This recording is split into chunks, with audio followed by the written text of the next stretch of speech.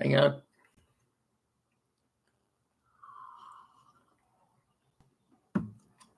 Hi, it's Monday. Welcome to another edition of Time Out Overtime on the Time Out Overtime YouTube channel, live and direct from the Frank Beck Chevrolet Studio Annex. I'm Rick Arsenal. First things first, please get down there in the corner and smash that like and subscribe button. That's very important to me. Thank you very much. It's been a kind of a unusually busy day for me today. That's why I'm getting out a little later tonight. I apologize for that.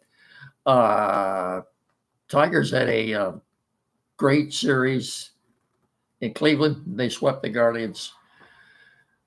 So they could come back home 4-2 on that 6-game road trip, albeit they weren't very successful in Washington. Funny thing about the Nationals, we'll get into this a little bit later on, more in depth. The Nationals in next week's Major League Baseball draft, which transpires next Sunday, the 13th, will be the first 3 rounds. The rest of the draft, rounds 4 through 20, will be a week from today on Monday, the 14th. However, the first 3 rounds, I think will be at least round 1 today will be covered by the MLB Network and ESPN, I think.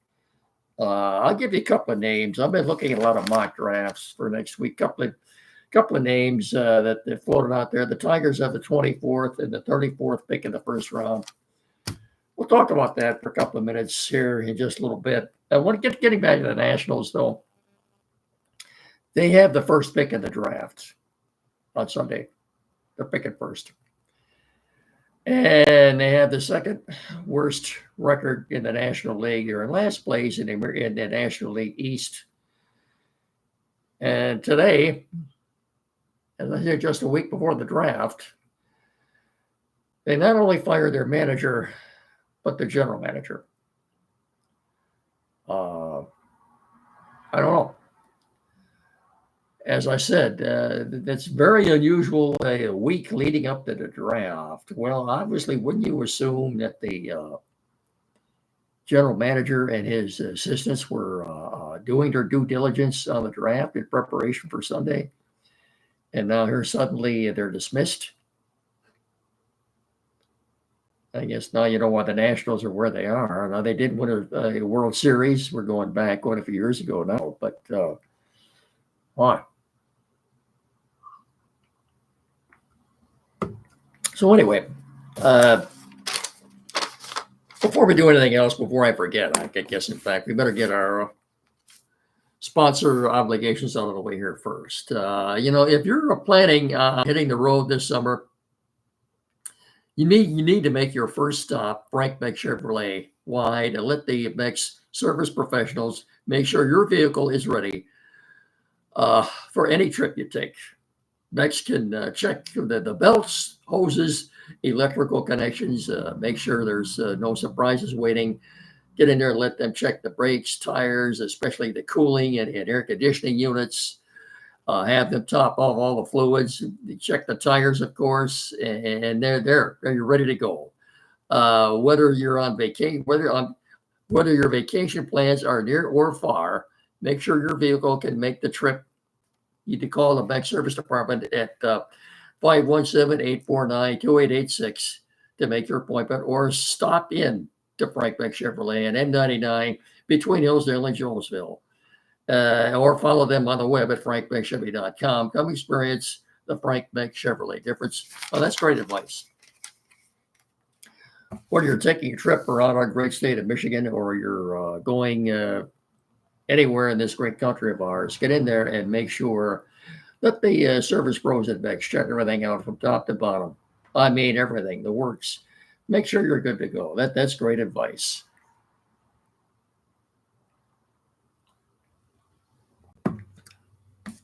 Chevrolet, together, let's drive. Chevy drive Southern Michigan. And of course, as I've said many times before, Frank Beck Chevrolet is the #1 selling Chevrolet dealer in our tri-state area. We're also brought to you in part by Barron Insurance. On the corner of M99 and US 12 in downtown Jonesville, 517-849-1000. That's BarrettINS.com. Barrett Insurance, protecting your dreams. On the corner, as I said, of M99 and US 12 in downtown Jonesville. 517-849-1000. That's BarrettINS.com. Barrett Insurance, protecting your dreams. As I said, the draft is on Sunday, first round. It'll be covered by ESPN and the MLB Network. Before I float that out to you, a wild and crazy game yesterday. Tigers ended up winning 7-2 in 10 innings. They tied it up. Tigers tied it up in the ninth inning when it looked like they were just on Saturday night. They shut Cleveland out 1-0. It looked like Cleveland was going to shut them out 1-0 yesterday. Heads up base running by Zach McKinstry on a ball that didn't get too far away from the catcher. But if you go back and look at that replay, when the pitcher threw the ball, McKinstry was halfway between third and home. He didn't have far. He only had about 40 or 45 feet to go. Maybe Indians should have had Jose Ramirez a little closer to third base to hold him on there. But I know the flagship guy back at the flagship for the Guardians was blaming the loss on the catcher. I guess it was rule of fastball. Anyway, Tigers would go on to get the 6 runs in the 10th and win the game 7-2. They swept the Guardians. Guardians are a mess right now. So the Tigers, as we speak, are 57-34. They've got a 13.5 game lead on Minnesota, 14.5, I believe, on Kansas City, and 15.5 on Cleveland. I guess the only question now is, what is their magic number? All right.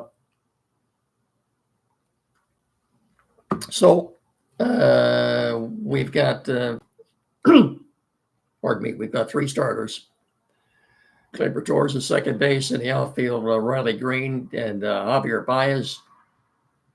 And it looks now like Spencer Torkelson will indeed be starting on Tuesday night. The current schedule right now, the pitching rotation, has him pitching Saturday, but obviously they're going to scoot him up to Friday. They'll give him 3 days rest before he pitches on Tuesday. I don't think he'll go more than 1 or 2 innings. Good honor for him. It really is. One thing to keep in mind, though, as far as re-signing Terrence Skubal. Well, before we do that, let me give you the pitching matchups for the series here against the Rays. I don't like these matchups at all. I think the Tigers, in looking at these pitching matchups, Jim Leyland always said you're as good as your starting pitcher. Don't like these matchups at all. Facing the Rays. For the Rays, it'll be the right-hander tonight, Shane Baz. He's 8-3 with an ERA of 4.33. Going up against Kiter Montero for the Tigers. He's 3-1 with an ERA of 4.02. Last couple of times out at Toledo, he's been rocked, hit heavily, hit hard. I don't like this matchup at all. I really don't. Then again, tomorrow night, Ryan Pepio, right-hander, 6-6 with an ERA of 3.34 against Jack Flaherty. That's not good. You don't have a good feeling anytime he goes to the mound these days. He's 5-9 with an ERA of almost 5 now.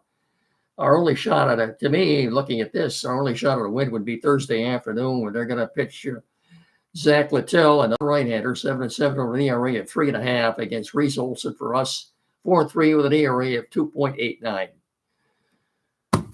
When they were in Tampa, they lost 2 out of 3. That could very well happen again. I don't like these matchups at all. I really don't. Anyway, what I was going to say in regard to re-signing Skubal, keep one thing in mind.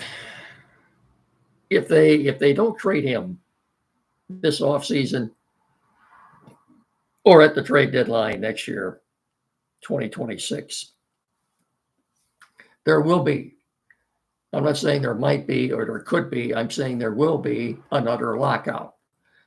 The current collective bargaining agreement between the owners and the players union will expire immediately after the World Series next year. Anyone who wants to sign Tarek Skubal will have just 3 or 4 weeks in order to do it.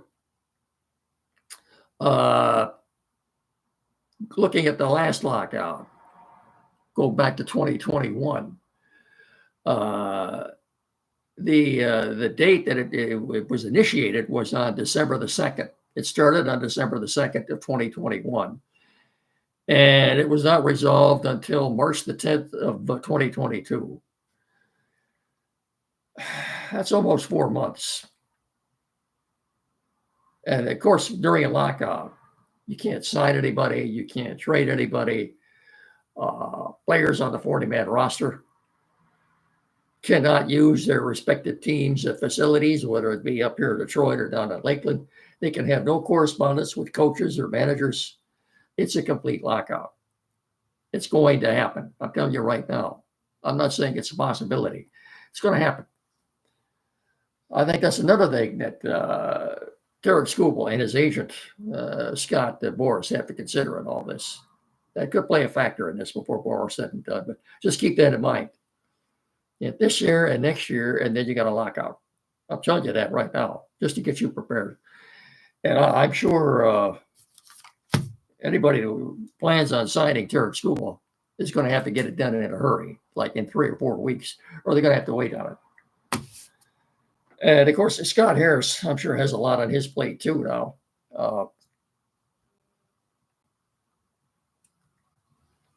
With the draft next week and the trade deadline, 24 days away right now?